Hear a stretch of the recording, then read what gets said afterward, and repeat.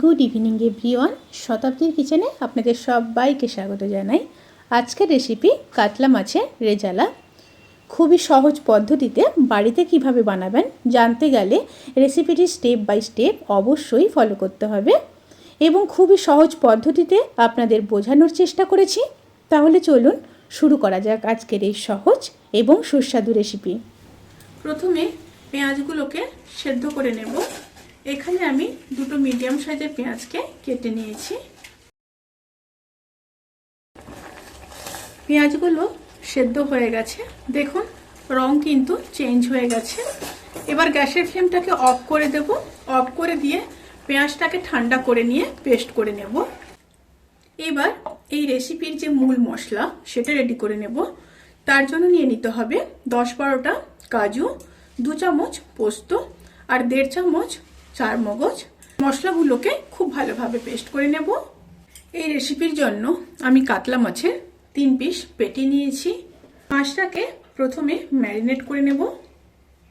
তার জন্য দিয়ে দেব সামান্য লবণ। এখানে কিন্তু হলুদ ব্যবহার করা যাবে না, শুধু লবণ দিয়ে মাছটাকে ম্যারিনেট করে 15 থেকে 20 মিনিট ম্যারিনেশনে রাখতে হবে।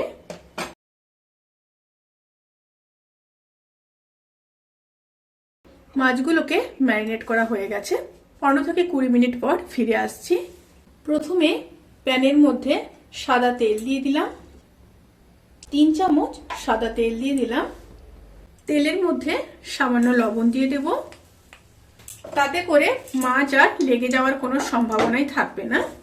তেলটা গরম হয়ে গেছে, মাছগুলোকে ভেজে নেব।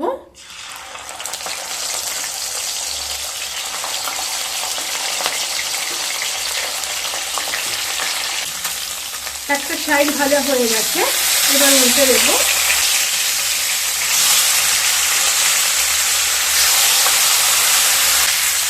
দুটো সাইড মাছ হালকা ব্রাউন কালার করে ভেজে নেব। দুটো সাইড মাছ ভাজা হয়ে গেছে, এবার মাছগুলোকে তুলে নেব।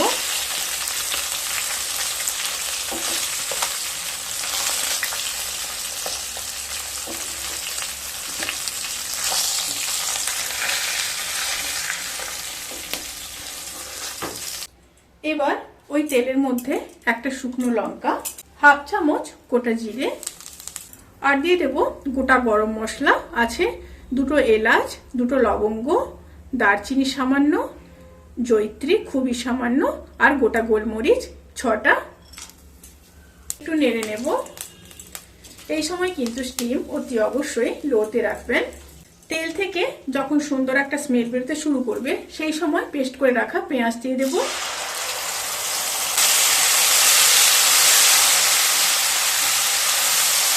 পেঁয়াজ দিয়ে 1 থেকে 1.5 মিনিট রান্না করে নেব। এবার দিয়ে দেব আদা রসুন বাটা 1 চামচ। আবারও কিছুক্ষণ রান্না করে নেব। এবার দিয়ে দেব পোস্ত, কাজু আর চারমগজ বাটা। সাথে দিয়ে দেব মশলা ধোয়া জল আর দিয়ে দেব 2টো চেরা কাঁচা লঙ্কা, পরিমাণ মতো লবণ, 1/2 চামচ চিনি, গোলমরিচের গুঁড়ো দিয়ে দেবো 1/2 চামচ আর নর্মাল টেম্পারেচারে রাখা 100 গ্রাম ফিটিয়ে রাখা টক দই দিয়ে দিলাম। টক দই দেওয়ার সময় কিন্তু স্টিম একদম লোতে রাখবেন, তা না হলে দই কিন্তু ফেটে যাবে।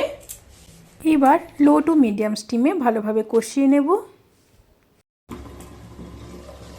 মশলাগুলোকে খুব ভালোভাবে কষানো হয়ে গেছে। এবার জল দিয়ে দেব, খুবই সামান্য জল দেব। এবার স্টিমটাকে হাই করে জলটাকে মিশিয়ে নিয়ে ফুটে আসা পর্যন্ত অপেক্ষা করব। তরকারিটা ফুটে এসছে, এরপর ভেজে রাখা মাছগুলোকে দিয়ে দেব। মাছগুলো দিয়ে গ্রেভির সাথে একটু মিশিয়ে নেব।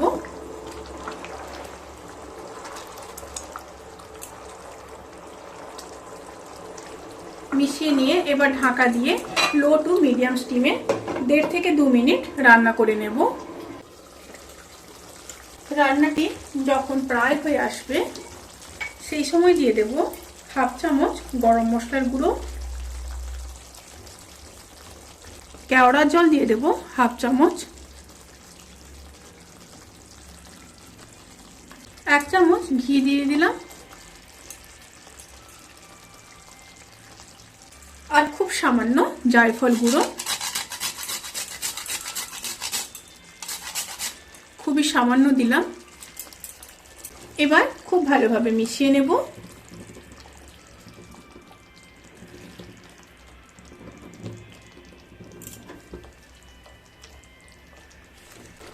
খুব ভালোভাবে মিশিয়ে নিয়েছি। এবার গ্যাসের ফ্লেমটাকে অফ করে ঢাকা দিয়ে 10 থেকে 15 মিনিট স্ট্যান্ডিং টাইমে রেখে তারপর সার্ভ করব। কালারটা দেখুন কি দারুণ এসছে।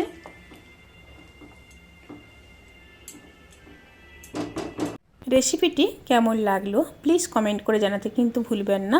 যদি ভালো লেগে থাকে তাহলে সাবস্ক্রাইব করে পাশে থাকা বেল আইকন প্রেস করে নোটিফিকেশান অল করে রাখবেন।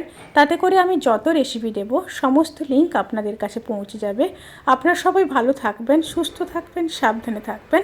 আজকের মতো এই পর্যন্ত। পরের ভিডিওর জন্য অপেক্ষা করুন। টাটা।